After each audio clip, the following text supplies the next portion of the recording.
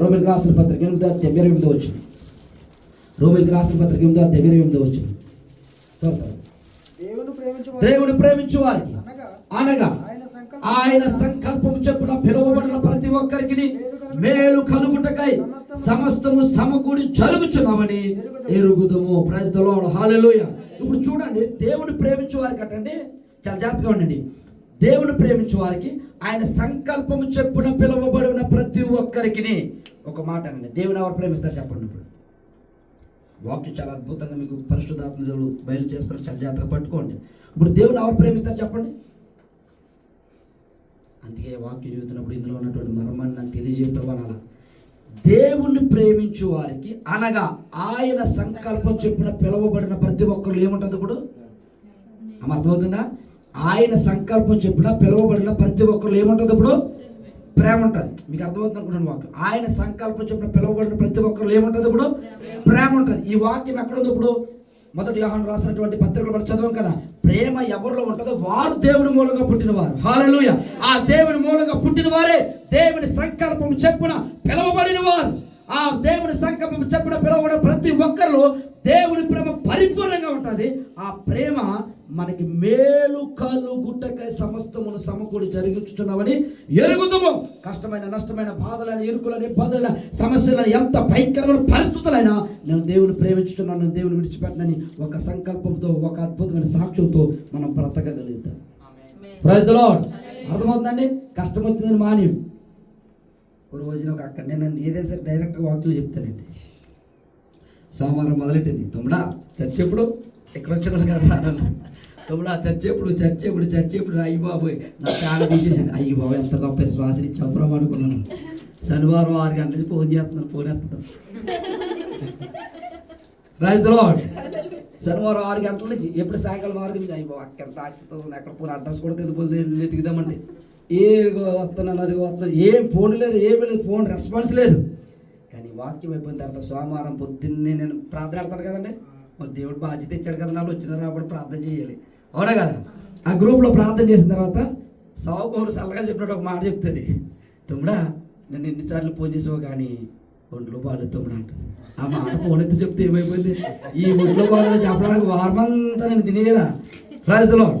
చూడండి, దేవుని ప్రేమిస్తే ఆయన సంకల్పం మనలో ఉంటే మనం దేవుని మూలంగా పుట్టిన వారు అయితే కష్టాలైన కన్నీళ్ళైన బాధలైన ఇరుకులైన ఇబ్బందులైన సమస్యలైన ఎంత భయంకర పరిస్థితి వచ్చినా దేవుని ప్రేమ నీలో ఉన్న కారణాన్ని బట్టి నువ్వు ఎక్కడ కూడా పడిపోవు, చెడిపోవు. నేనే దానికి కారణము, నేనే దానికి సాక్ష్యము. పళ్ళ గుద్దు మరి చెప్పగలను. హల్లెలూయా. దేవుని ప్రేమ మనలో ఉండాలండి. దేవుని ప్రేమ మనలో ఉండాలంటే దేవుని వాక్యం మనలో ఉండాలి. ఈ వాక్యం అంటే మనం అనేక మందికి సహాయపడే విధంగా మనం ఈ లోకంలో ఉండగలుగుతాం. ఏమంటే క్రైస్తవ జీవితానికి లేదంటే ఇండియా దేశానికి సువార్త ఎలా వచ్చింది చెప్పండి?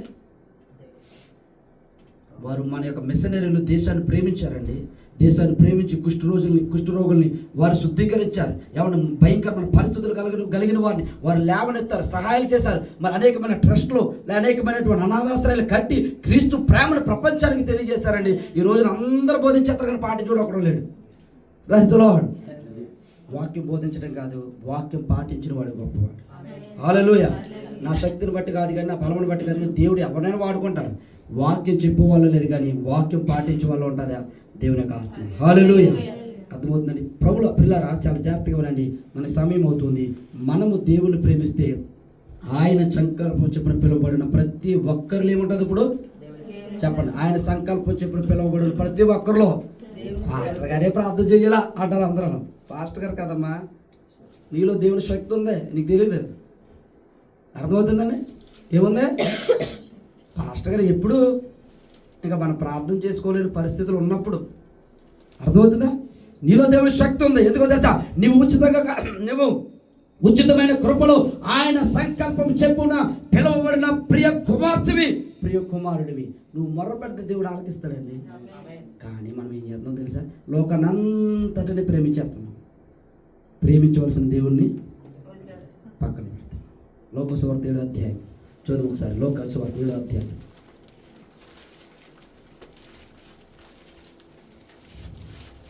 Praise the lord. హల్లెలూయా. లోకసువార్త 7వ అధ్యాయం ఉత్తర తరగతి చదువుదామమ్మా. 7వ అధ్యాయం 12వ వచనం చూద్దాం. ఆయన ఆ ఊరి గవిని యొద్దకు వచ్చినప్పుడు చనిపోయిన ఒకడు వెలుపలికి మోసుకొని పోవుచుండెను. ఒక్క నిమిషం చెల్లి, మనము 40 వచనం చదువుదాం. 7వ అధ్యాయం 40 వచనం నుంచి.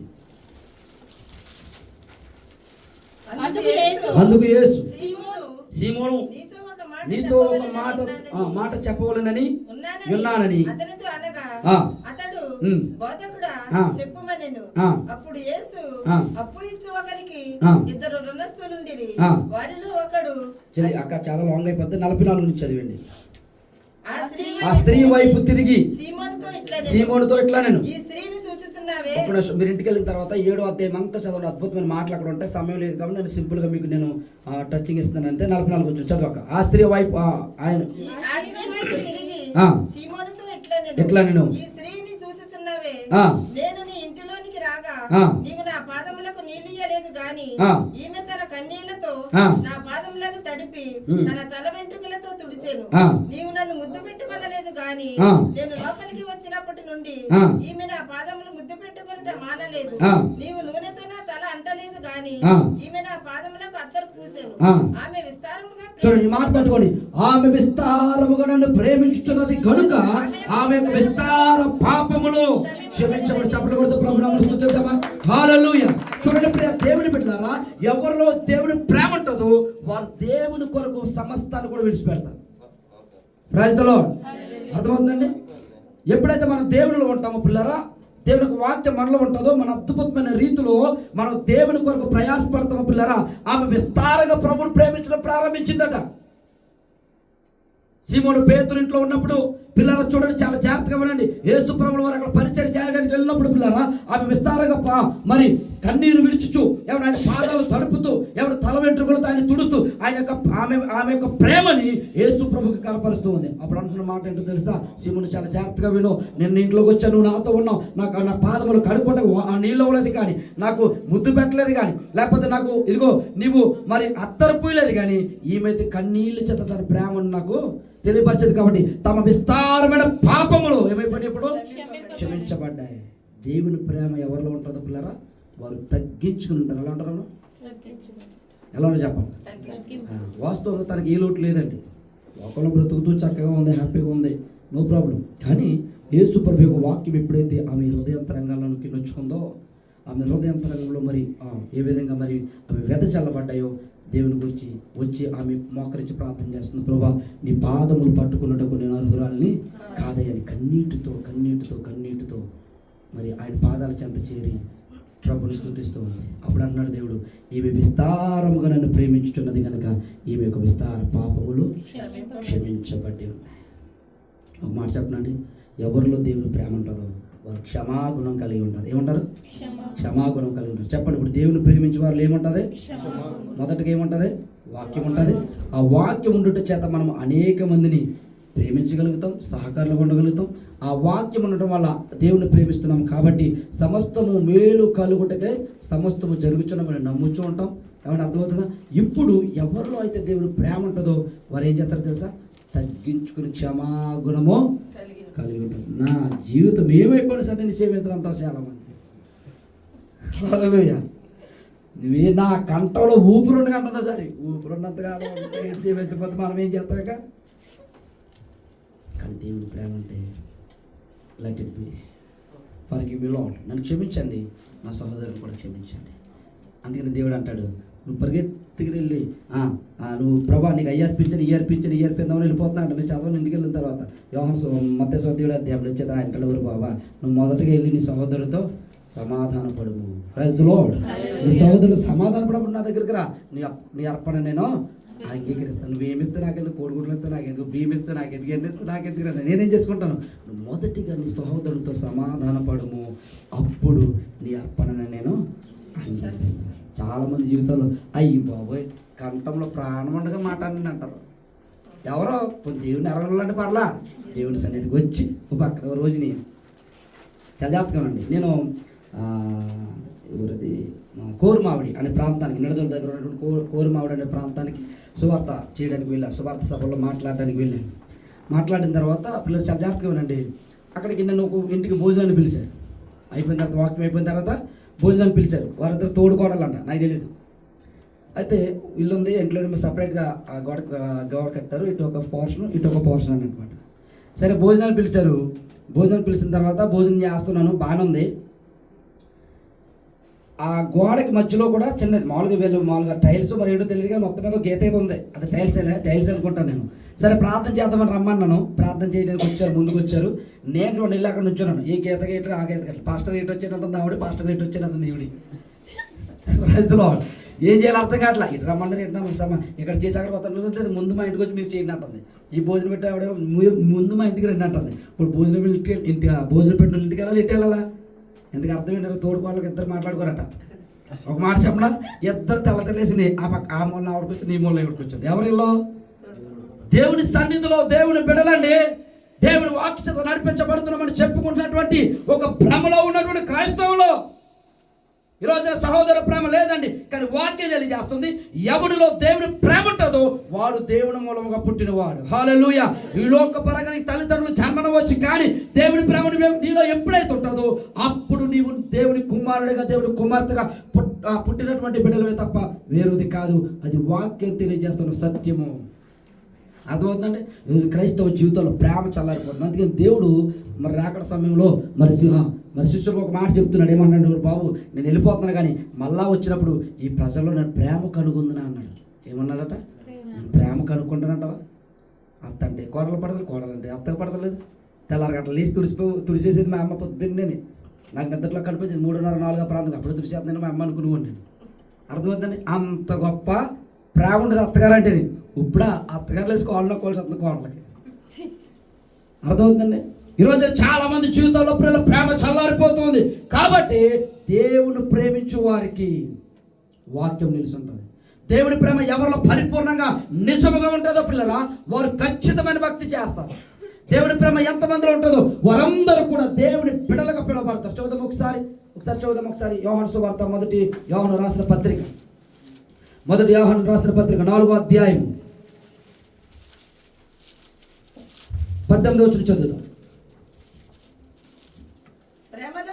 చూడండి, ప్రేమలో భయం ఉండదు, అంతేకాదు పరిపూర్ణమైన ప్రేమ భయమును వెళ్ళగొట్టును.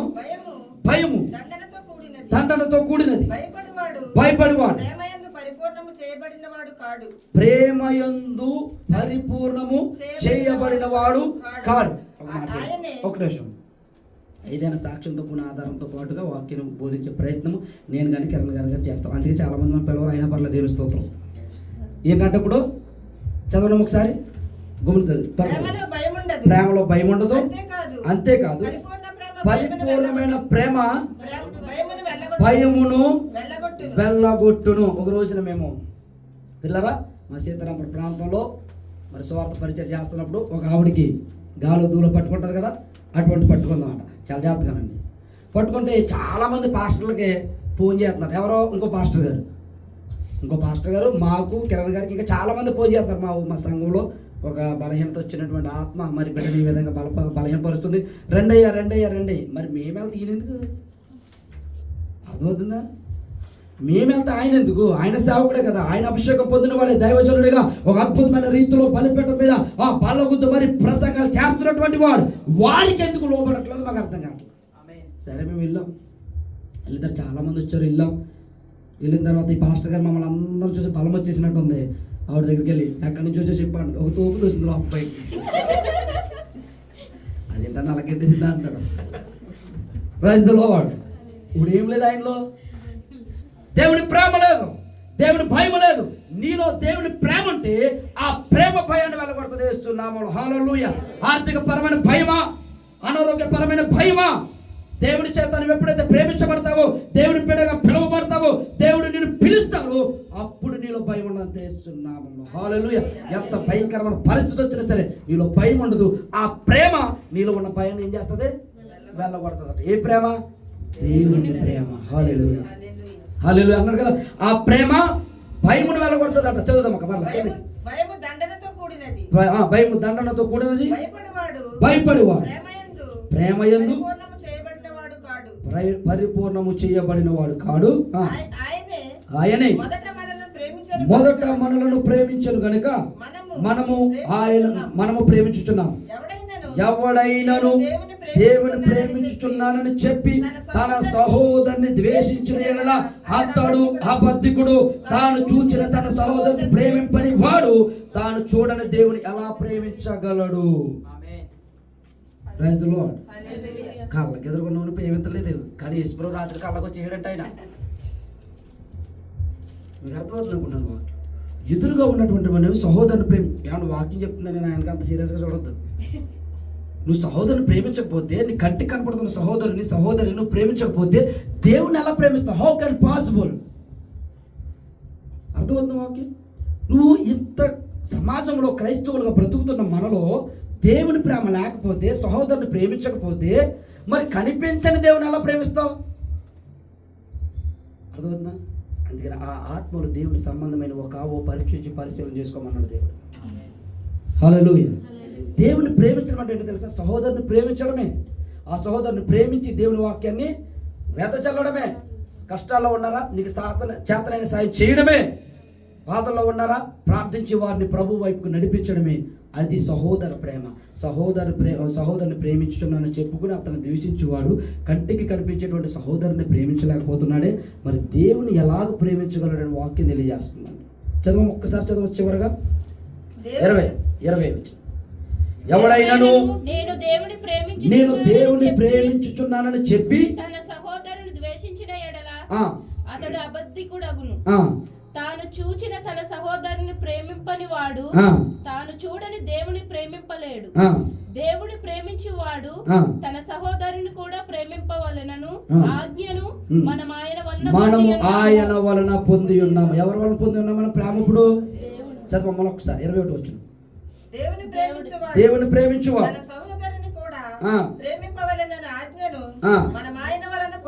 మనము ఆయన వలన పొంది ఉన్నాము. చూడండి ప్రియ దేవుని బిడ్డలారా, నీ భక్తితో పాటుగా, నీ ప్రార్థనతో పాటుగా, నీ విశ్వాసంతో పాటుగా పరిపూర్ణమైనది ఏంటో తెలుసా? దేవుని సేవకుడిగా బైబిల్ 3 సార్లు చదివి నేను చెప్పినట్టు అనమాట.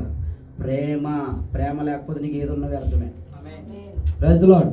ప్రేమ లేకపోతే ఎంత విశ్వాసం ఉన్న వ్యర్థమే, ఎంత ప్రార్థన ఉన్న వ్యర్థమే, ఏదున్న వ్యర్థమే. భక్తుడైన పౌలు కొరింథీ రాసిన సంఘాన్ని తెలియజేస్తున్నాడు కదా, నేను ఎంత గొప్ప వాడినైనా, దేవదూతల భాషలు, మాటలు, ఏమంటే ప్రవచనాలు, లేకపోతే అద్భుతమైనటువంటి దర్శనాలు కలిగిన వాడినైనా ప్రేమ లేకపోతే వ్యర్థుడును. ఆ క్రీస్తు ప్రేమను పంచడానికి ప్రభు ఈ లోకానికి వచ్చాడండి.